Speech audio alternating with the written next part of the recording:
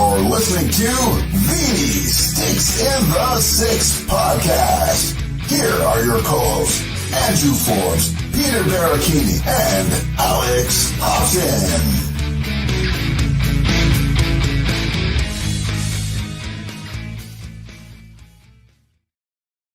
Well, good evening, happy new year, and welcome back to the Sticks in the Six podcast. First episode of 2025. Peter, it's been a couple weeks since we've seen each other, even though I was on holidays, you were on holidays. You know, we got some family time in there, took a couple weeks off, and just enjoyed the World Juniors, just enjoyed the Leafs winning streak that they're on. But we are back. We are enthused to get this going again here in 2025. We had a big year in 2024. First full year with the Hockey Podcast Network.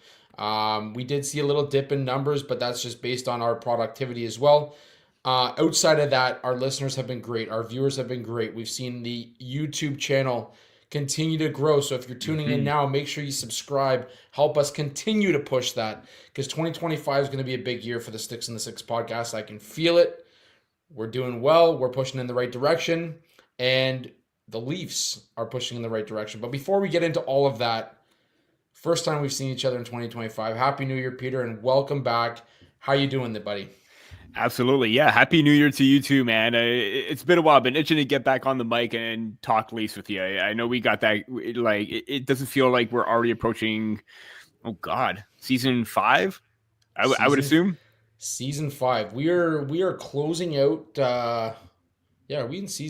We're in season 4. I was about to say it was season 4. Sorry, it was 2021 when we started. So now it kind of adds up. I can't math right now. So that's how. In August, we will be closing out season 4, starting season 5 of the podcast. It's crazy to think about. We're episode 185.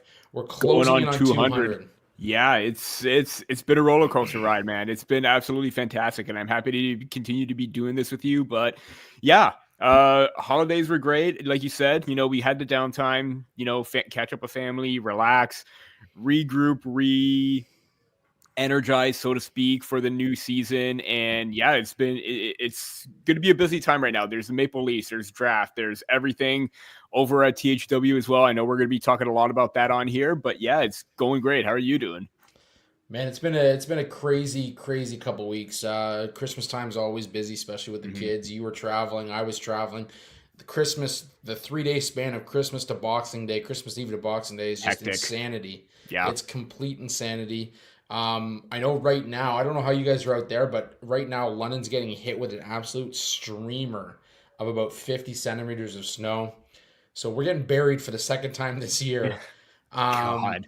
Yeah, it's crazy. It's crazy, but it's been great. And like you said, happy to be jumping into season. Well, technically our 5th year, but still in season 4. Yes, if we're going technical wise, yeah. Yeah, if you're going calendar year, we're in our 5th year, and it's crazy to think about starting in the basement. Just shittiest episode. If you go back and listen to episode 1, shittiest episode. 2.5 hour episodes. Yeah, but I mean, it was literally everything that we could find to just. We're breaking down every signing. We're breaking down every trade. We're breaking down every penalty and every game. It was insane.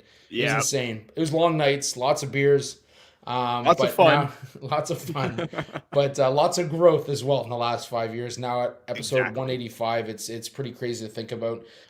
Speaking on the weather, best way to start off this episode is to quickly shout out all those in LA that are going through the wildfires right now. The world is changing. The weather's changing. There's craziness happening around us at all times. So to those in LA that are going through this right now, be safe. Find some hospitality somewhere, and hopefully you can get through this safely. At the end of the day, I know it's homes, I know it's memories, I know it's all that stuff, but that stuff is all physical stuff, and hopefully they'll get this under control soon, and you can get back to your homes and back to living a somewhat normal life. But that obviously alters the schedule a little bit for the NHL as well tonight with Calgary, LA. Calgary was in LA. That's going to be canceled and made up at another date. It'll be postponed. Calgary Flames are no stranger to this. Obviously, the Edmonton Oilers kind of went through something similar a couple of years ago with the wildfires out west as well. So it's it's something that's I think we're seeing more and more of it, and unfortunately, it's hitting LA right now. So our thoughts and prayers go to the folks in LA who are going through this. On top of that, before we get into the Leaf talk, I do want to give Mark Shag at the Hockey Raiders a big shout out. He's been covering this, doing some coverage of the trial on Sean Higgins, who is the drunk driver who killed the Goudreau brothers when he decided to drive drunk and make poor decisions on the road. Right now, he is pleading not guilty. He could have seen 30, I believe it was 35 years. He pleads not guilty. He's not going to take it. He's going to go to trial. They're going to file a bunch of motions. If he is found guilty, which I can't see why he wouldn't be at this point, he's looking at 30 years plus for each of the vehicular manslaughter. I believe that's the charge that it is, but it's manslaughter of some kind. So he'll be looking at about 30 years for each. So that'll be closer to 60 years. It sucks because the Goudreau family has to go through all of this. They have to go through the trials. They have to probably do victim impact statements. And just it's like you're dragging them through this over and over and over again. So it does suck in that sense. And this is why we need accountability in society, is because people like this just don't seem to grasp that you did something wrong, you made a poor decision, and there was an outcome of it. Just to build off of that, I know we've been at the beginning of the season. We know we had a goal set with our donation still. I believe we will come to a decision very soon. But every goal the Maple Leafs score, we will donate 13 cents, and I believe we are at around $17 right now. Based on the regular season low, we will include preseason and playoffs. Preseason. Yes. Everything, so for the regular season right now, we are at $17 right now. It is going to grow itself. But yeah, I just thought we should give a little quick update on that as well. And on top of that, I know people kind of critique like the fact that it's like, it's such a small amount. It's more like the 13 cents, and you and I, like, we're average Joes, man. Like we don't pull in a lot, but yeah, we're donating what we can. If there's anybody out there that wants to match that and meet that, and certainly tag along in the Six podcast, yep. we can build that total. We can make it one total donation. I'd be happy to do that. I know you would as well. So yeah, shout out to Mark. Continued coverage of that as well. We got to talk about the World Juniors. I've been pumping shorts out on our YouTube channel and getting some good responses, which is great. But I know the night they lost to the U.S., I went on there and I just basically was like, was it the U.S.? I don't know. Anyways, it was one of the losses. It had to be one of the losses, guys. One of the losses where there's no practice afterwards. The guys were exhausted, and Dave Cameron was giving us sound bites to feed off of. But yeah, horrific tournament, and don't get me wrong. Like I do believe that there is more parity. I think we saw that with Latvia. Latvia put up a good fight against Sweden. They put up a decent fight against the U.S. That said, the Canadians looked horrific, and I want to start by saying all those people that are giving it to Easton Cowan, like, you need to go check yourself. Like this kid, he had a shit tournament. The whole Canadian team had a shit tournament. So to sit on one guy and be like, yeah, he's trade bait now. Let's throw him out there. Shut the fuck up. Like it's one tournament. Well, it's two tournaments, but it does not reflect the entire body of work that Easton Cowan has done over the last 2.5 seasons that put him on the Maple Leafs radar for the playoffs, and even what he was able to accomplish the last 2 seasons. I mean, seriously, like I can't believe we're having this conversation again after what happened last year, where people were piling on both Minton and Cowan, where Matthew Poitras, Matt Savoy, a lot of their big name players didn't show up as well, and now all of a sudden Easton Cowan is getting the brunt end. I know he was on the top line, but come on, I mean, like, be real with your assessment right now. Hey, I'll say it this way. I think for me, I think that did Easton Cowan try and take on too much in that tournament? Absolutely. Absolutely. Do I think Yeah. he tried to be the hero? Absolutely. Do I think spending another year in the OHL is bad for his development? I do, and I've had this conversation about Connor Bedard as we're seeing kind of a step back in goal scoring and all that in his second season with the Blackhawks. I think going back to the CHL for that extra year when you're already dominating, I do think that's poor for the development. That's a conversation for another day.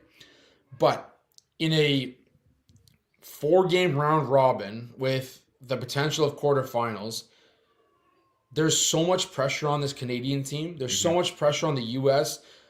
Every team is under so much pressure from their given country. The Canadians were at home. This was a poor job by Dave Cameron, by Scott Salmon, by the whole top of the it was pie. The brass. Yeah, like even last the season you answers could pit it on the players. Last tournament you could pit it on the players where maybe because on paper they looked really good, just like on this year they looked really good on paper. But to leave off some of the players that they did this time around, when there was a lot more talent made available to them than last season, there was no excuse. This fully is on the brass itself. Yeah, no, 100%. Like I don't know. I'm shocked at some of the answers that were given after about the no practices while we were exhausted.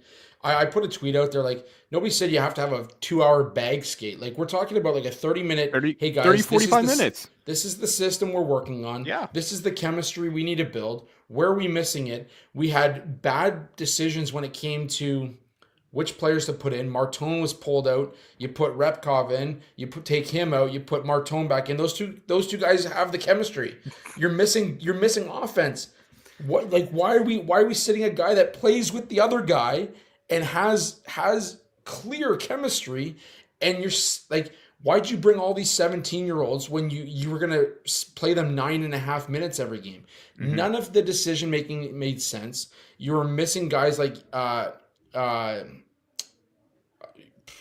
whatever. Seneca, Riley Height, Andrew Crystal, Zane Parekh, Carter Yakimchuk. I mean, you probably could have afforded to take one of those. There's so many names running through my head right there. I was just like, it's absolute insanity that the answers afterwards were like, I don't regret any decision that was made. We were too exhausted. That's why we didn't practice.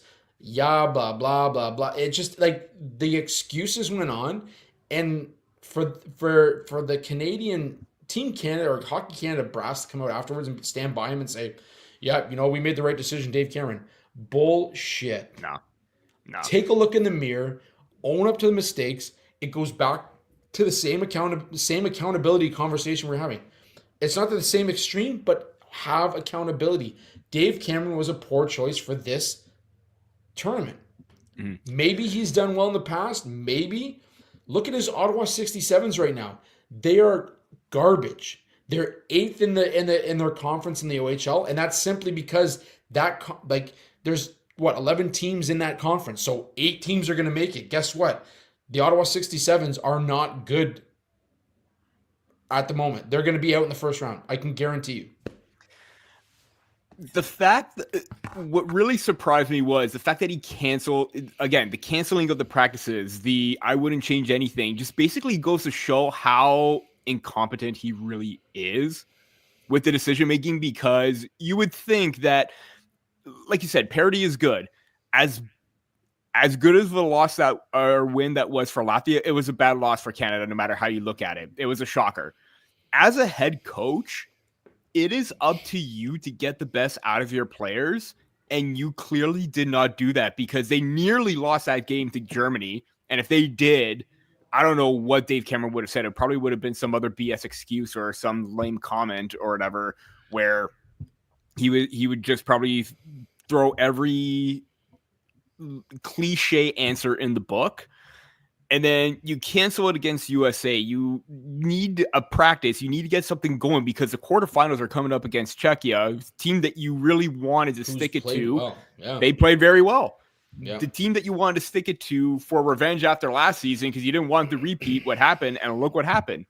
I mean, it really boggles my mind because absolutely no coach would cancel losses that big or in a short tournament like this, because you need everybody to be on top of their toes. You need everybody to be on top of their game. And the fact that there was still this, I wouldn't change anything, just basically shows that it kind of felt like he checked out and lost the room right after the game against Latvia. And he just said, you know what, I'm done. And as a head coach, like, I don't know what head coach would give up on their team like that. That to me is very, very disappointing. It is, again, it's incompetent. And the fact of the matter is, I'm trying to put this lightly to not, basically, I just wish that there was more accountability from Cameron. And I think the only one that had any sort of accountability or took ownership was Scott Salmon. Mm-hmm. Basically saying, if you want someone to blame or you need someone to point the finger at, I made these decisions for the coaching staff. I'm pretty sure he had a say in the player selection as well. He is the only one I give credit for because he knows that he could have done better and this team could have been a lot better. Now, that's not to say that, let's say, Seneca, Crystal, Height, and Yakimic or Perek were all on the team that this same result would happen. It could have, but it also could have been a difference maker between a 5th place finish and possibly a bronze medal. At least if you got the bronze medal, that would have been at least an improvement on what happened last year.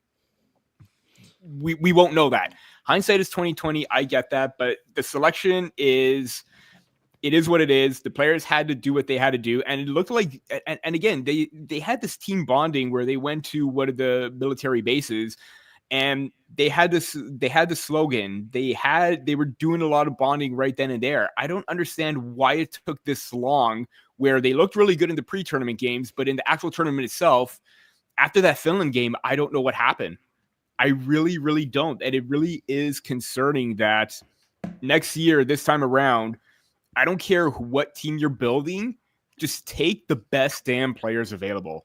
You're looking at Bertone coming back. You're looking at Schaefer coming back, who is probably arguably one of their best players. And same with Gavin McKenna. The two 17-year-olds were their best players, essentially. Then you're going to look at, who could have been here. Misa, Seneca. You're going to probably look at Caden Lindstrom. TJ Ginla, if he was healthy, he probably could have been on this roster. Not so much this time around. Next year, definitely a good possibility. Carter George is coming back. If you screw this up 3 times in a row, I mean, I still think change should come from the top down. You need accountability.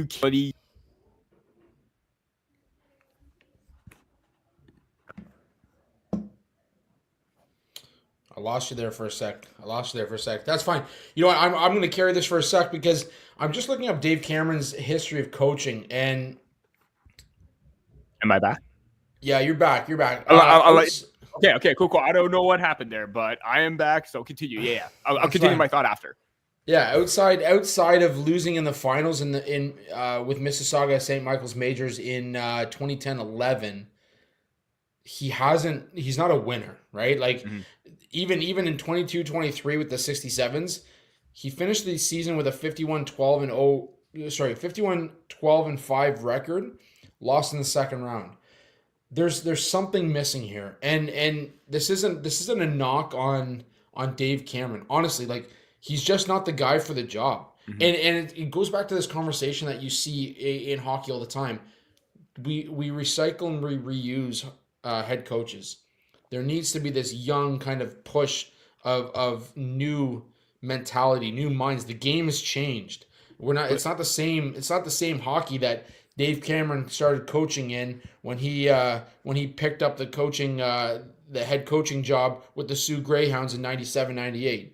It's not the same mentality. You have to adapt, and I feel like he hasn't adapted, and that's why he hasn't won anything. And maybe I'm wrong. Maybe he wanted guys like Zane Perek on the team. Maybe he wanted guys like Yakimchuk on the team, and maybe that's why he checked out. I don't know. I'm not a fly on the wall. I don't know the reason behind it. But for Scott Salmon to come out afterwards and say, you can blame me. Well, yeah, no shit. We're all going to blame you, but we're also going to blame Dave Cameron. When you make a mistake at work, it starts at the top, but it works its way down. There's a trickle down effect. So both you guys didn't accomplish your job. And because of that, these players who I hate to blame it on 17, 18, 19-year-olds, but they're taking heat. And Easton Cowan is taking heat in Leafs Nation for the dumbest shit, because this kid's going to be good. And again, I'll say that this is a conversation for another day, but I will say that I think going back to the OHL, I think there needs to be a rule in place where he can go to the A and develop properly. But I think that hinders the development. That's why this whole NCAA thing happened. Yeah, he had a bad tournament. He tried to take on too much of the role of hero, and he had a bad tournament.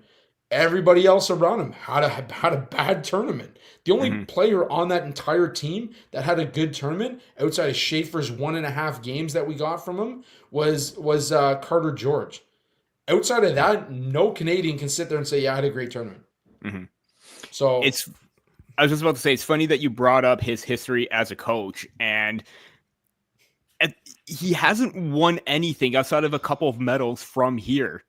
A couple gold, a couple silver, but then again, there were times where he lost the gold medal games, which is not ideal, but at the same time, he hasn't won anything in junior. So at this point, what makes you think that he is the best guy over someone like Chris Lazary that actually has a Memorial Cup championship to his name? What makes him better than Gardner McDougall, who's coached most of these players at this age group at the U18 and won a gold medal that dethroned the Team USA, who is absolutely lethal and always wins that tournament 9 times out of 10? I mean, to be honest, if those two guys aren't on their radar as head coach for next year's tournament, then it's going to be on them. You cannot bring Dave Cameron back. You cannot, with the record that he has in junior or the lack of success overall as a head coach. I mean, if he's coming back, then you're asking for another poor finish. There's no doubt. I can't assume that he's going to come back. And Scott Salmon broke down some of the scouting team and how their 2-year contracts are basically up with Hockey Canada, and that there's going to be change at the top level. I think they got the message loud and clear. This was a disappointing tournament. You had Canadians who bought packages hoping that the Canadians were going to be in at least the semifinals on home ice, and they didn't get that done. First time in the modern era that Canada hasn't medaled in back-to-back tournaments. So it hasn't got out of the quarterfinals, rather. So, I mean, I think that speaks for itself. But anyways. Moving on. Yeah, moving on. Quick comment from Greg. Keep it up. Good work, boys. Jersey burning, Greg. So this is my buddy that I told you guys about a while back that burned his jersey, and there's video evidence. It was classic. So that is Greg. Thanks. Okay. Thank you, Greg. Appreciate it, buddy. Appreciate it, man. And loyal listener, I should mention loyal listener, because I know we've talked about him a couple times, and he always brings it up at family gatherings. So shout out, Greg. And he's still on the Leaf train. He is still on the Leaf train. Good to hear. But anyways, I think that's all I had outside of the Leafs. All around, it was a good tournament. The U.S. obviously went on to win it. Hagens had a great tournament. I know we talk a lot about prospects. He had 9 points. I believe he's fifth all time in draft eligible U.S. players in terms of points. In the World Juniors, Cole Hudson had a great tournament. I believe he's the first defenseman to outright lead the tournament in points. Yeah. So shout out to Cole Hudson. The U.S. earned it, man. They played good. well. They earned it. Latvia, big shout out to Latvia, who they were a tough opponent this season. The Finns, who played incredibly well. Kasper Halttunen, Nurmi, 2 London Knights on that team as well. So I mean, you talk about the development of the London Knights. Yep. There you go. You got 2 players that are playing there as well. Obviously, Nurmi, this is his first year in the O, but. And then you talk about Czechia. Czechia had a great tournament. and they deserved every ounce that they got. They deserved every ounce of it. So all around, I love the tournament. I know you love the tournament. We talk about prospects all the time. We talk about the young talent that's coming in. Latvia's got the potential of bringing, I believe it's 16 players back next year. Mm-hmm. And so, I mean, they didn't have to play for relegation, which is great. Kazakhstan, I believe, is relegated now. I believe it's Denmark coming back. Denmark is coming back, yeah. So, again, lots of parity continuing to build within the tournament. Canada's no longer the best. And I think they've proved that. In years past, we've talked about goaltending being an issue. I think Carter George kind of set that in stone that he's a guy to be reckoned with. They've what is it, Ivanovic coming up as well. Ivan Kovic and Ravensburger next year. Ivan Kovic, sorry. Yeah. And Ravensburger as well as he's going to be liked out as well. Again, another undrafted CHL player, so interesting there. Keep an eye on Ravensburger. But yeah, it was an all-around great tournament. But yeah, I think it's time to get over to the Leafs, man. Like they've been on a heater. We talked about. You want to talk about the schedule real quick about it, like? I'm. The fact that the Maple Leafs have already played 10 back-to-backs already. Through 40 games? Through 40 yeah. games.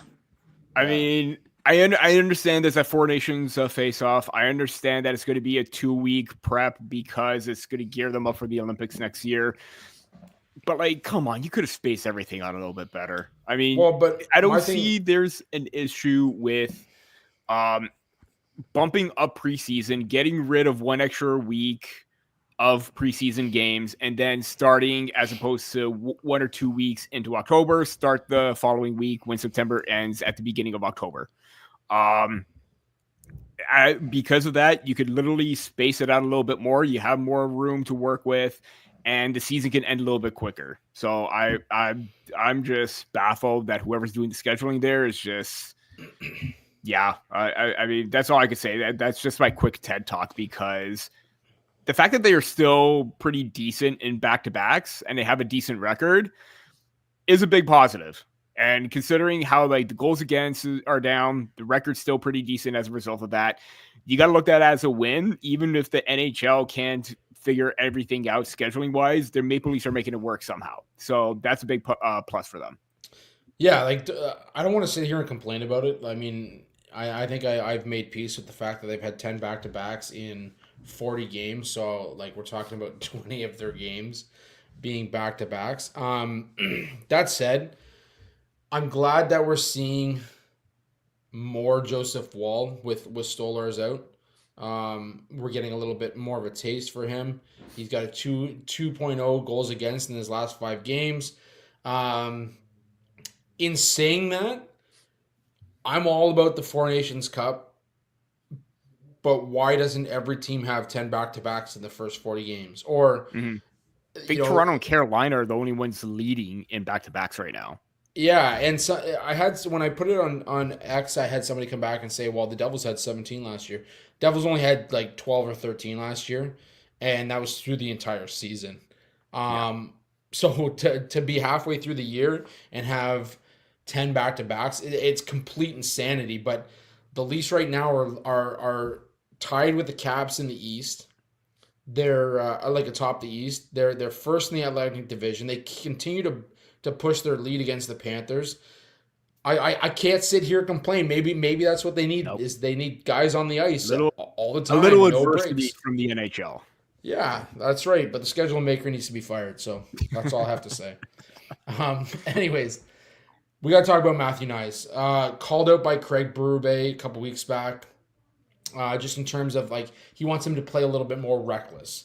And since then, over the last 3 games, he's got 5 goals, I believe. 5 goals over the last 3 games. He's just on an absolute tear.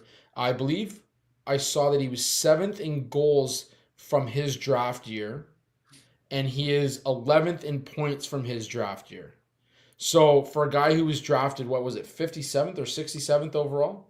57th overall. Somebody who's drafted 57th overall, now 11th in points in his draft year. this guy's getting it done. This guy is getting it done. He's embracing that power forward role. What are your thoughts on the heater that is Matthew Knies right now? Absolutely impressive. Yeah. I mean, you talk about the kind of goals that he's scoring too, and it's, they're net from presence goals. It's where he's going to be setting up his office, but it's where he's going to thrive in doing so. That hat trick against Boston was 3 different goals. Deflection, nice, basically made Jeremy Swayman look absolutely stupid. That was with nasty. That was deep. Nasty. Exactly. That move in tight to get him off in that backhand totally fooled everybody. And you saw that snipe that he got that he made after Matthews basically made a big hit on Charlie McAvoy. And we'll get to Matthews and his health in just a bit, but whatever was ailing him, he was throwing the body in that game, and he found Matthew Knies for the hat trick snipe. And then I think he did the whole beauty Selly kind of thing, because what else can you do for a hat trick? And then he answers the call against Philadelphia, again, crashing the net, deflection against Philadelphia. And the production that he's had these last 3 games, it's impressive. He's got 4 goals, 2 assists. And it's kind of funny too, because he was pretty consistent in October, November. December kind of took a step back, and I think that hits from Zach Whitecloud may have played a factor. He probably just couldn't get his game back. But also the Maple Leafs were dealing with injuries. He was probably trying to elevate into another role, maybe doing a bit too much. But now everybody's back. He's back to doing what he does best. And I think that that's the one thing that you need to take from all of this. And it's kind of funny because I had him as a player that needs to kind of get back on track for 2025. Because of Berube's comments, they really did stand out, because he knows it, Knies knew it, that something needed to change. And then lo and behold, he goes on this absolute heater production-wise. And it's not necessarily like I would call it a sophomore slump for Knies. It was just one of those instances where it was just bad luck. And I think even some like turnovers, management with the puck, it's something you saw it on his face that he knew that he needed to be better. He wanted better out of himself. And now you're seeing him get back to that form that we saw in the first 2 months of the season. I think that month was just a little bit of a hiccup here. Still young, still learning the ropes, but he has a lot of experience under his belt where he can get out of that. And if there's one silver lining to this, he's probably on pace for about a 30-goal season right now. So if he's able to do that, you have to think that with the Maple Leafs and the kind of slight decline in offensive production this season, you have to think that that's a big win, because if Matthew's able to get 30, same with Nylander, Knies, Tavares, there's 4 guys with 30 goals right there. He's on pace for 32. So we'll see what happens, but you have to be happy with his play and his bounce back performance early on in 2025. Well, he's one of 6 Maple Leafs right now with double-digit goals. He's 3rd on the team in goals. What the stat that I pull away from this is that of his 16 goals so far this season, 1 on the power play. Just 5 on 5. So 15 at 5 on 5. That hat trick against the Bruins was absolutely nasty. Like the snipe, the deke like behind his back, like everything about that game for him was just it was a highlight reel game. And I know we're gonna look at it and say, like, 26 points in 40 games, could it be better? Absolutely, it could be better. But I mean, this is a guy that thrives when Matthews is in the lineup. He's on a heater. He's obviously a young kid that feeds off the confidence that he gets from success. He's on that now. And I want to bring up another guy too while we're on this talk about guys with heaters. Like Bobby McMann's already got 12 goals. Yeah. Right? Like Bobby that McMahon, new third line. Yeah, the new third line is really stepping up. Bobby McMann has 17 points in 34 games. He missed the first part of the season because he just wasn't there, right? He wasn't on Berube's list of guys.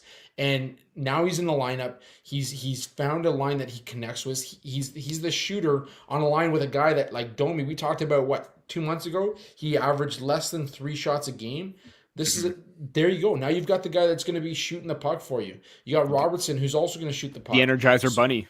You have a line that is fast. They're quick. They keep up with each other. They can play with each other. He's got 12 goals in 34 games. There's another guy that's going to probably post 20 to 25 goals. And I mean, those are the secondary scoring. That's the conversation that we've had time and time again. Secondary scoring. Where is it going to come from? Well, Matthew Knies, Bobby McMahon, Nick Robertson is starting to feel a little bit more comfortable. He's got 10 points in 34 games, 6 of which are goals. And then, of course, Domi's there feeding the puck. He's got 11 assists now through 34 games. So this is a guy who just had no puck luck early on in the season. So I think they're starting to find that secondary scoring. Certainly guys like Knies and McMahon having the success that they're having is definitely helping in getting to that point that they were going to need to get to when they get to the postseason, because there are going to be Lions and there are going to be teams that shut down Matthews, that shut down Marner, that shut down Nylander. You're going to need to find those secondary guys to start stepping up and start having big games. I think Matthew Knies is on track to have that anyways. Mm-hmm. Absolutely. While we're on the subject, we might as well talk about John Tavares as well, because here's a guy. Also, shout out to Bobby McMahon, who also played in his 100th NHL game. This is a guy who's undrafted, played in his 100th NHL game. I think that's important to note as well for a guy who's undrafted and having the success that he's having. But John Tavares, contract year, I know the conversation is going to be like, how much money is he going to pull from, Marner needs a contract, blah, blah, blah, blah, blah. There's a lot of money talk right now on the Leafs. John Tavares has 42 points in 41 games. He's got 20 goals already. He's second on the Leafs in scoring. He's the 4th highest Canadian-born player in goals this season, and he was left off Team Canada for the Four Nations Cup. Johnny T still rocking the offense. What is your thoughts on his season so far? He's also first, I should note, 32nd player in NHL history to have 15 seasons of 20 goals. Pretty fucking remarkable. Took the words right out of my mouth. Yeah, it continues to stick it to Hockey Canada or Team Canada for the snub, basically, because if they're going for role players right now, I mean, I don't understand how you're looking at John Tavares right now and you're saying that players like Sam Bennett is better than him. Seth Jarvis, you could probably make a case, but he was injured for most of the year. John Tavares was healthy and he was producing. And this is a guy that could do it all. Power play, maybe not necessarily PK, but the way that he comes back on defense, hounds pucks, wears opponents down, basically intercepting plays and using the boards and his size or using the board play to his advantage every single time to come out on top of the puck. Those are guys that you want on a 4th line in a tournament or like basically 2-week tournament.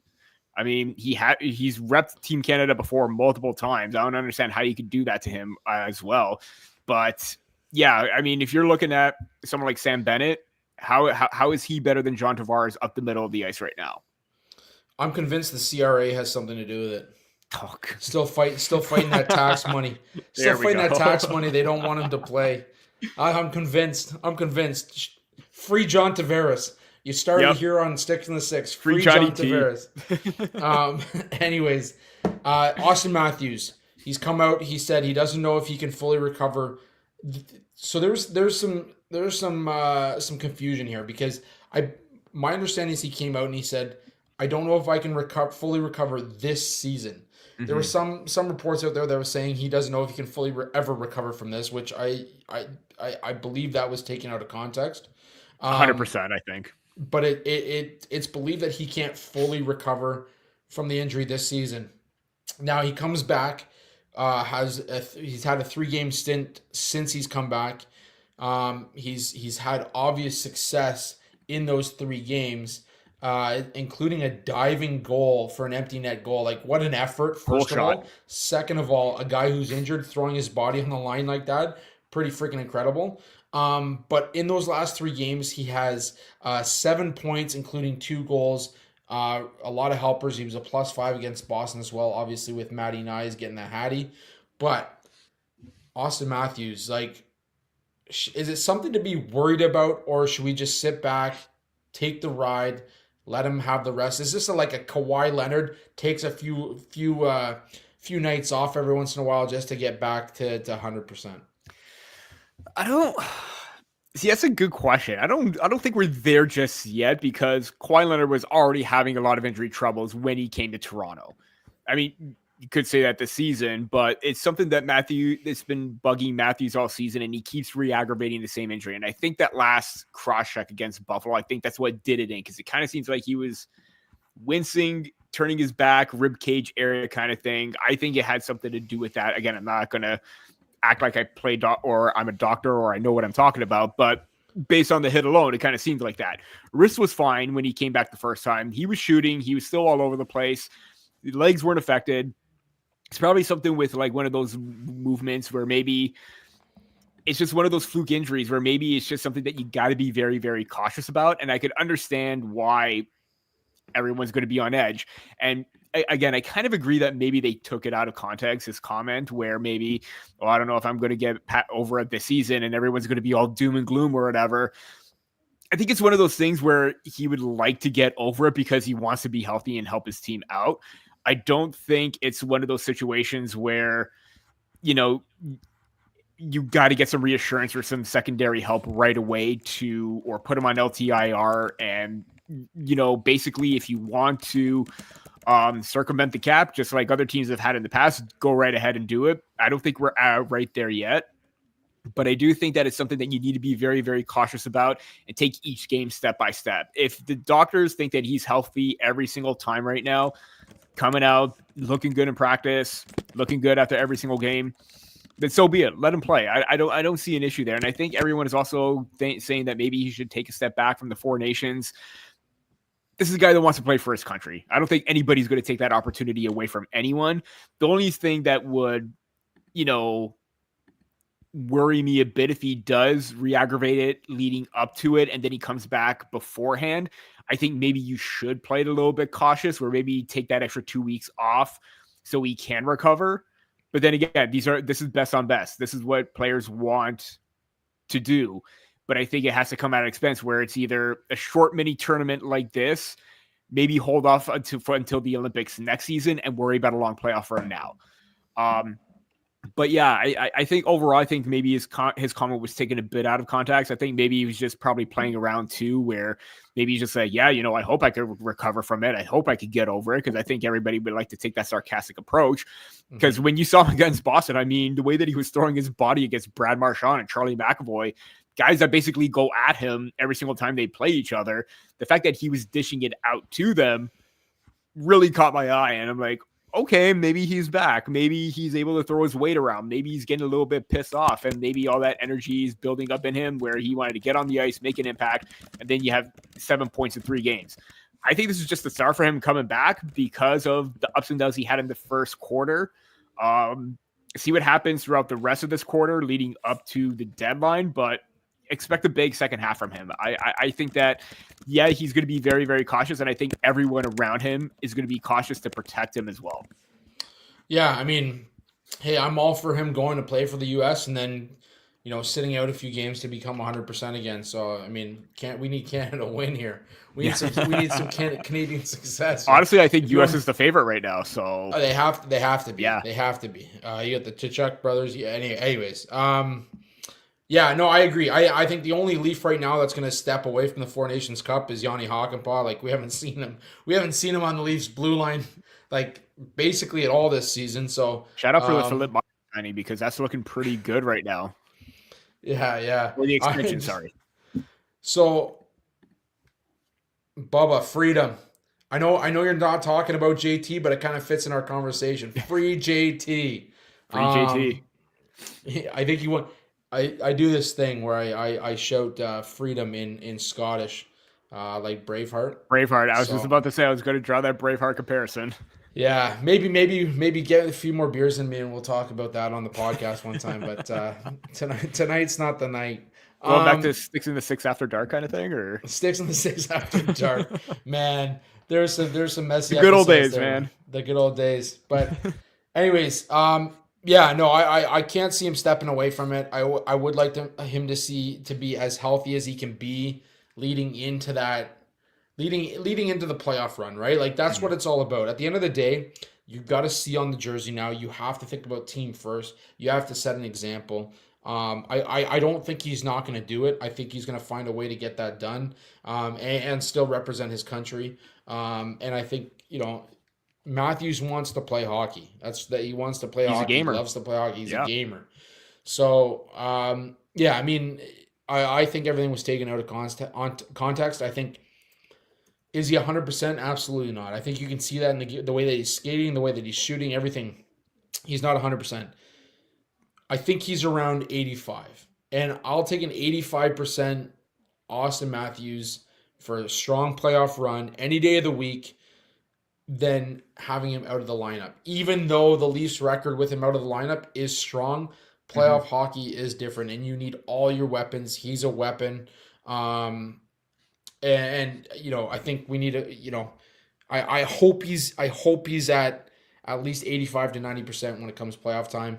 If the Four Nation Cup comes around and he kind of isn't feeling 100%, I hope he finds a way to take himself out of that position and get there. But yeah, his play recently is showing that he's still got it, even if he's playing at half gas here. But yeah, I don't know what else to say about Auston Matthews. I think he's an absolute weapon. So, Josh here, hey guys, is there any news on Stolarz? Not really at the moment. Yeah. No, there's been no real update. Right now he's still in the midst of that 4 to 6 weeks. I think he's coming up on like week 4. Yeah. So he's kind of at that front part. Week 3, week 4. So he's kind of at that front part. Midway the recovery process. Yeah, I'm guessing that you're probably looking at a full 6 weeks, if not 7 weeks, just to get back in game shape as well. I mean, he's a big boy, right? Like he's playing net isn't the same as going back out and going for a few skates. Like this guy's got to, if it's his knee, which we know, I guess we know it's his knee. I don't know why I said if it's his knee, but we know it's his knee. He had surgery on his knee, so I sure as hell hope it was his knee. We hope, yeah. But anyways, with his knee being a goaltender, going side to side, post to post, those movements, it's a lot different than on point. Yeah, absolutely. Than a guy going out there and having a few skates and getting back in game shape. So, thank you, Josh and Bubba for your comments, and thanks for tuning in tonight. We really appreciate it. Before we get anywhere else, we got to do a quick ad read here from our lone sponsor over at the Hockey Podcast Network right now, DraftKings Sportsbook. Playoffs? We're talking about playoffs? Playoffs? You bet we are. It's that time. Especially in Toronto right now. Get in on the action at DraftKings Sportsbook, an official sports betting partner of the NFL.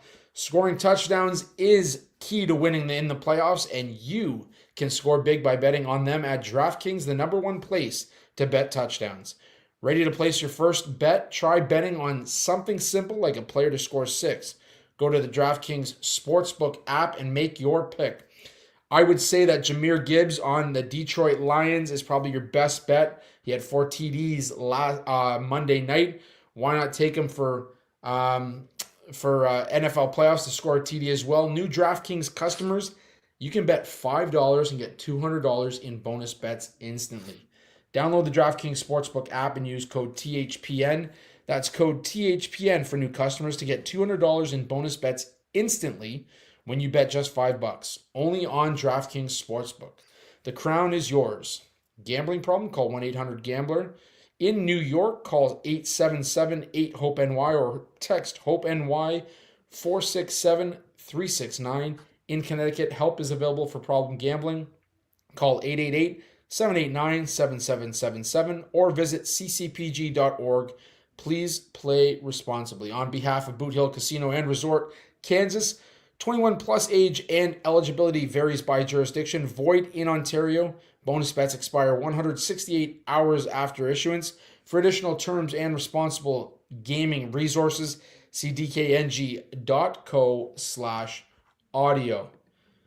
And I should mention as well that DraftKings has now partnered with the NHL to provide some great gear, team specific. You got the Maple Leafs hoodies, you got the Maple Leafs t-shirts, you got nice ball caps. So check out their store over at DraftKings as well, as they partnered now with the NHL for some of that great stuff as well. Fuck yeah, Bubba. Let's keep it going, baby. I was about to say, you mentioned Gibbs as a best bet for a touchdown. You have to think that Derrick Henry's got to be in there too. Saquon Barkley. Saquon, man. Saquon, after not getting the record for yards, Eric Dickinson, I believe, held the record, but that was in a 17-week schedule. Obviously, now the schedule's at 18 weeks, so a little bit of discrepancy there, even if he did get it. So, but yeah, I would go any running back right now. Any of the big names. You got Saquon, you got Jahmyr Gibbs, you got Derrick Henry. You gotta look at those guys, right? Yeah. Anyways, Jake McCabe. We've talked injuries all season long. The Leafs seem to they can't escape it. They can't escape injuries. Jake McCabe giving it to Garnet Hathaway, just rubbing him into the ice. Garnet Hathaway gets up, throws his glove down, starts a fight. McCabe probably wasn't ready for the fight. Takes a shot as he goes down. Looks like he hits his head on the ice. Garnet Hathaway lands on his head. Don't know where the injury happened. You could tell he was dazed, had a hard time getting up. Morgan Riley had to hold him as he was trying to get up, and all new baby horse legs. It looked like he was a giraffe for a second there trying to get up, but yeah, I mean, tough loss. This guy's a fucking warrior, man. Like, this guy's gonna go down block shots. We've seen him spit out chiclets already this year. We've seen Chris Tanev spit out some. Do the same thing. Like that's nothing for him. They have some stalwarts on the back end, and Jake McCabe's one of them. I know the old prof came out at the Hockey Writers and questioned the decision to fight in that situation. I don't think he really had a choice. At the end of the day, Garnet Hathaway had his gloves off, was ready to go right away. That said, if you're Jake McCabe in that situation, you step away. What do we feel about the Leafs with Jake McCabe out of the lineup right now? A couple things about that whole entire play. One, the ref should have blown the play dead. I know you got to wait until possession, but you know what? You could already sense that they were already going at it. You should have blown the play dead to negate any kind of roughhousing, any fight, or something getting out of hand whatsoever. We already knew that there was going to be a penalty anyways, and for Jake to even try and still instigate with a couple of shots himself, I'm not saying that this is entirely on his fault, but you already had him down. You gave him one shot. You gave him an extra one. I think by the third one, you already sent your message. Don't touch our goalie. Don't run him. We're going to have his back no matter what. Really don't think you really needed to fight there. And yeah, I think he got kind of surprised, and I think he had to still answer the call because when Garnet Hathaway comes up, I think you're expecting him to drop it no matter what. I really do think that you already sent your message twice with the little shots when he's down on the ice. That's that. Get up, walk away. You said your piece basically, and that should have been it. And now, because of that, he takes that awkward fall. Hathaway does land on him. He's now a little bit dazed. We already have this talk about possible concussion when he took that puck to the back of the head against Tampa. Possibly another one right now. It's a little bit concerning considering how important he is. And we know that McCabe isn't going to back down from a fight when he needs to. It's just this one, it could have been avoided, I felt. This is just my opinion. Where, again, you already sent a couple of shots down, the couple of shoves, the face washes, whatever you want to call it. It was done. Should have just got up, went about your own business. And now the fact that he's out for another extended period of time is a little bit concerning considering how well him and Tanev have formed that shutdown pairing role where they're relied on everything. You know, they could provide some, not necessarily steady offensive production, but they could generate chances. They could generate those shots from the point or be involved in the play. They could block the shots. They could do everything. I mean, there's a big reason why Berube relies on them heavily to eat those minutes. But now he's out for a second time right now. And I think maybe the team has got to say, hey, listen, maybe just pick your spots a little bit better this time or next time in the future, because this time it ended up as a little bit worse of an injury that you had before. And I'm not saying that the puck to the back of the head isn't, worse or severe or anything. It is. But now it looked like that one looked like it was a little bit worse. And I'm glad he was able to get up on his own accord and go to the dressing room himself. I know there was a camera shot of him getting up, which is great, but the little dazed and confused aspect, it is a little bit worrisome for me. Yeah, no, the the whole bumbly leg kind of thing really Yeah. kind of threw me for a whirl. Especially a guy like that who, he's willing to go out there and put everything on the line to try and win games. You just signed him to that contract. Yeah, scary moment for sure. After he shoved Hathaway's head into the ice, I would have just skated away. The second that he didn't, he had no choice. Like Yeah. Hathaway was up, gloves He was were still off, there. and he was there. He had to go. Hathaway was throwing the first punch before McCabe even got his gloves off. Mm-hmm. So like there was no, at that point there was no choice unless you wanted to turtle, which let's be honest, we've all seen McCabe play. He's not gonna shy away from that moment. Not right? that guy. We're not talking. Anyways, I'm Nick gonna Cousins. throw names. Yeah, I wasn't gonna throw names out there. I mean, we've already talked about it anyway, so. Yeah, no, it's gonna be crazy. Anyways, yeah, it is a huge loss. I think right now you let him get to 100%. Seeing as where you are in the standings, seeing as how you've been able to fill in. Connor Timmins looked horrible against Philly last night, but I think he needs to get back in that lineup, especially now that Philippe Myers is signed. Now that Simone Benoit is, I mean, he's been a steady presence on the blue line. I think Connor Timmins is feeling a little bit of the heat, so I'd like to see him kind of step it up. And if all else fails, they've got Marshall Raffai as well. So it'll be interesting to see if he gets some minutes with McCabe out of the lineup. I would love to see him get some minutes because this is the guy that could probably replicate the same kind of play that McCabe has. Yeah. And I thought he was a guy that could crack the lineup. I know it's a little bit crowded on the left side, but seeing as McCabe is kind of that left defender right now, maybe give him an opportunity with Chris Tanev, or maybe bump Benoit up and see what Raffai could do on the third pairing. So I want to see him get some minutes right now because I've been a big fan of his ever since he signed with the Marlies. Yeah, no, absolutely. Before we close out the Leaf talk here, Leafs at the halfway point. I mean, based on standings alone, you want to say things are all positive. Based on what Pacioretty said, it hasn't been perfect, but we found ways to win. I want to get your thoughts on the Leafs at the halfway point. If you were to just look at them from the outside in, what are you seeing from the Maple Leafs? If we're talking an overall grade right now, I would say a solid B+. And I'm saying that because there's always room for improvement, and considering how it's always one thing or another with the Maple Leafs, the two key areas they really needed to improve on was their defensive play and goaltending. And they're getting that right now. I think maybe at the bit of the expense with the offense. Then again, Matthews has been injured. Marner's starting to pick it up. I would like to see a little bit more goals. Max Domi's been a little bit, suspect with his decision-making as well to shoot or pass. Secondary scoring has been a problem here and there. It looks like they're starting to come around and find a way to get that balance of both top six scoring and the bottom six or secondary scoring as well. So it's only B+ because of that for me. But overall, yeah, with Patches saying that, they found ways to win game, that's what you need to do in the playoffs. If you need to find a way to win a game no matter what. And basically that Philadelphia game, the second game was basically just that. They came out flat-footed and they had to claw their way back, and they did just that to secure a W. And that's going to be the difference maker for them, because that mentality, that style of play is going to help them go further. They're adjusting to Berube's system. They're having that physicality. They're having that hard-nosed game. They're being more committed defensively. Goals against are down. Penalty kill is in the top 10. I can't remember the last time I've actually said that with this Maple Leafs team, but PK is going great. I think you need to work on your power play, and that's another reason why it's a B+, because the power play has very been, bad. Entries, you name it. But I do think that there are a lot of positives with this team right now. And goaltending is another one because of the way that Stolarz is playing. He's in the top categories of goaltending. Same with Joseph Wall, 5 wins in a row right now. And I think he's at a 2 goals against average, 934 from what I saw in that span.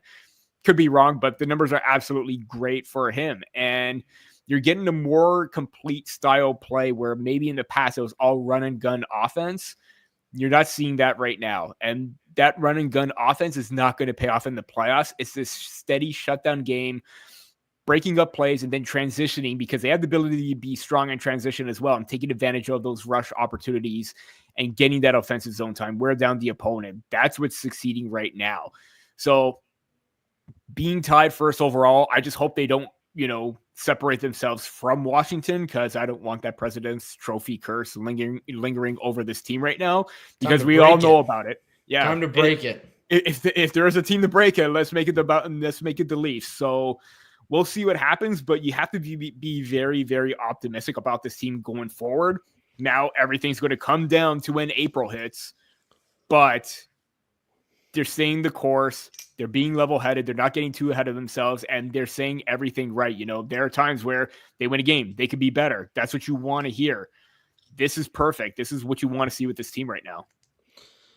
So before we jump off the Leafs to close it out here, but I'm not saying that it's done on purpose, but how crazy would it be if, with all these stints on the IR, all of a sudden heading into the trade deadline, Matthews is put on the IR, Leafs open up some salary cap room, the Patrick Kane loophole is opened up for the Maple Leafs.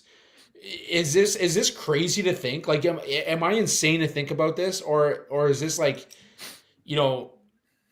this is the Leafs maybe kind of, maybe he's not 100%. He's playing at 85 right now. Let's say, what are the possibilities that the Leafs kind of, play with that loophole a little bit and find a way to make a big move at the deadline and take that next step?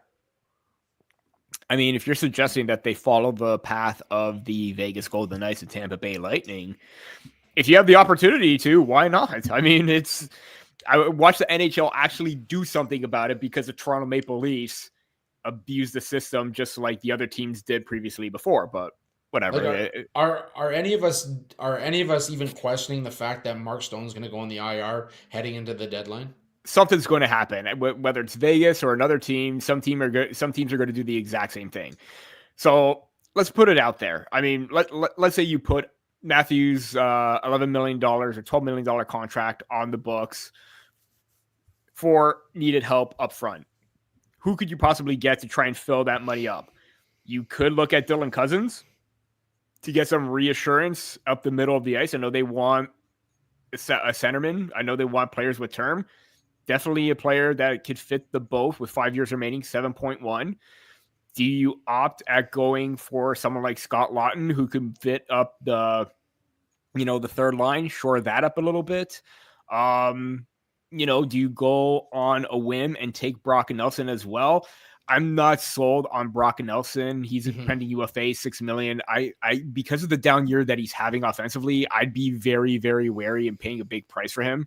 That's just me. I know he's listed as a top target everywhere else. I'm very pessimistic about that, or you just need to be buyer beware kind of thing. But yeah, if there's an opportunity where you can make a trade and you can put players on the IR heading into the deadline, and then taking them off come playoff time, and then your roster is stacked for that time being, go right ahead. I mean, the salary cap's going to be going up. I mean, in the foreseeable future, this season, the season after that, that's the expectation. So we'll see what happens. But if that's what Tree needs to do, or if he needs to do that, so be it. I'm not going to feel guilty. It's not going to affect me anyway, because other teams have done it in the past. So I'm going to throw it out to our listeners, our viewers, anybody tuning in right now. What is the percentage we see Auston Matthews on LTIR heading into the deadline? And if so, who's your trade target that you're going after? And let's try and be as realistic as possible. I know it's a theoretical, but let's see what the viewers and what the listeners think of that idea. I mean, the Vegas Golden Knights have done it in the past 2 years. Kucherov obviously did it when the Tampa Bay Lightning won the Cup. What are your thoughts on Auston Matthews going on LTIR if he's not 100%, getting a piece at the deadline, and then him coming back game one of the playoffs? I'm curious to hear your take on that. I actually want to play this game. Yeah, what would your percentage be, and who would be your target? So it's still below 50. I don't think Matthews is a guy that wants to be there, and that's why I say it's below 50. But I would say it's probably around 35%. I would say there's a 35% chance that Auston Matthews goes on LTIR, and Man, if I didn't think of Cousins, the reason being is that I don't think like watching him skate off the ice that one night, I don't think he could cut it in Toronto. Yeah. I think the media would just rip him apart.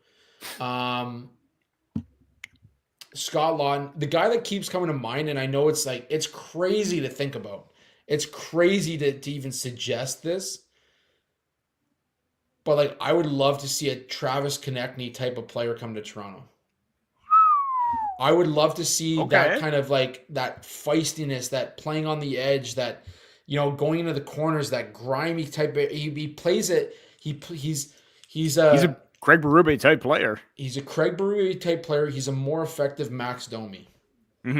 Yeah. It's name true. Just keeps coming to my head. I don't know how realistic it is, but I'd have to pull my my Pritam beautiful Pritam mind calculator, type thing going on here. See the numbers. See, I'm starting to get excited here with the idea of Konechny coming to Toronto. But see the numbers start flowing, and then just like break it down and actually look at it. But yeah, I'd say Hangover. Yeah, I'd say there's a 35% chance we see Auston Matthews on the IR. So I want to get your thought. I want to get everybody's thoughts. So if you're listening right now, if you tune into the episode later on when we posted the streams, like get involved. Message us, DM us, whatever. Post it on X. Post on Blue Sky. We're on all of it. Post on YouTube. Like if you want to comment on the YouTube channel, comment on the YouTube channel. Subscribe while you're there. Anyways, last note on the Leafs. Joseph Woll over the last 5 games, 10 goals allowed, a 2.0 goals against, 934 save percentage. I was right about that. Yes, this is exactly what we want to see with Stolarz out of the lineup. This is going to be a hell of a tandem going into the playoffs. That's all I want to say about it. I don't want to get into it. That's all I want to say about it. My last 2 notes before we closed out. We're hitting an hour 10 here. I know we've lost a few viewers, and that's fine. You guys are all tuned in later. I know you will. It's good. We had a lot to talk about Hockey Canada as usual. We did, and it's been a few weeks since we've been on. It's been a few weeks. Yeah. So, anyways, we got to catch up. We got to catch up. Tonight, Washington is at home against the Vancouver Canucks. Alex Ovechkin is 1 goal away from his 20th 20-goal season of his career. Outstanding. The guy is 20 points away from 1,600, and he's just 23 goals away from breaking Wayne Gretzky's all-time record. So if you're on the watch, tune into this game, see what he can do. I mean, regardless of how old he is, they're going to stick him on that power play and just let him rip shots as hard as he can at the net. And I'll tell you right now, I took a futures out that he was going to break the record this season, and it was the night before he went down with the injury. So the way he's come back and started sniping again, I actually have faith that he could possibly do it this season. I think it'd be incredible if he does. I know there's some people out there that don't want him to break Gretzky's record. It's inevitable. It's inevitable. It's going to happen. So basically, half of the season remaining. If he scores at a half a goal per game pace, he's going to break. It's over. It's over. So, and knowing Alex Ovechkin, he could definitely do that. 1 3-goal game, and we're not even having this conversation anymore. Like it's under 20 goals. But yeah. Anyways, last note I want to make. At the beginning of the year, we had David Alter on, and we talked about, obviously with the Gaudreau's passing, we talked about how crazy it would be to have Columbus go on this, historic run and make the playoffs. And things are falling in that direction. And again, shout out to Mark Shegg, who does a great job of covering this team night in and night out. He's really put the Hockey Writers on the map. And last night they won in Pittsburgh for the first time in 3,343 days. The first time they've won in Pittsburgh, I'm going to repeat this. First time they've won in Pittsburgh in 3,343 days. Right now, they're currently sitting in the 8th and final wildcard spot in the Eastern Conference. Obviously, teams below them have a couple games in hand. But I'm here for it. I hope the Columbus Blue Jackets go on a run. I hope they get it done. I hope they get into the first round. I hope they go on a run. And do it for Johnny. I want to see some magic in Columbus. Do it for the Gaudreaus. If they make playoffs, I think we need to do a run down to Columbus. I think we need to hype that city. I'm down. Yeah. I think we need to hype that city. Hype it We'll up. be a Leafs podcast with a little love for the Columbus Blue Jackets on the side. Get Mark Shaggy to come on as a guest. Live. That's right. Live That's epi. right. That's right. Anyways, Peter, that's all I got for this this episode. I don't know if there's anything else you want to quickly share with our listeners or viewers. If you're into draft content, my top 64 post World Juniors January rankings are coming out tomorrow. So, yeah, if you're big into draft talk, I got a new list right now. So yeah, it's basically coming into draft season for me right now. I always love the draft talk. I always love the rankings. I love the prospect talk. You guys do a great job over the Hockey Writers, so definitely check out Peter's rankings. He gets a lot of feedback from other analysts and rankers around. It's great content. You got to check it out. He takes the time to do it. Take the time to read it, guys. If you're into prospects, and it's always a fun piece to look at. Outside of that, make sure you check out SeatGeek. Use code SIT6 SIT6, $20 off your first purchase. I'm going to be in Buffalo to see the Kraken and the Sabres on Saturday. So little Christmas gift for my dad, even though he's a Chicago fan. Couldn't get to the Chicago game on the 27th, so we're going to miss Bedard this year, but we're going to check out the Seattle Kraken for the first time. And Buffalo is always a great host. They got a nice brewery right down by the arena as well.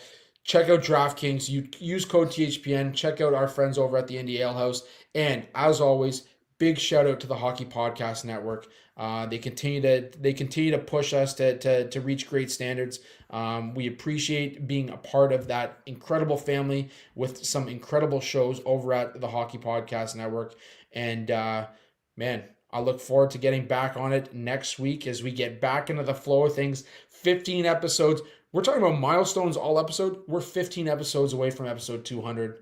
I can't wait to see that happen. Mm-hmm. Until next week, my friend, we got 5 tough games coming up for the Leafs. Let's see if they continue this win streak. They're on 5-game win streak right now. We're going to see if they can continue that over the next 5 games. Until next week, for Andrew and Peter, that's it for episode 185 of Sticks in the Six. Go Leafs, go.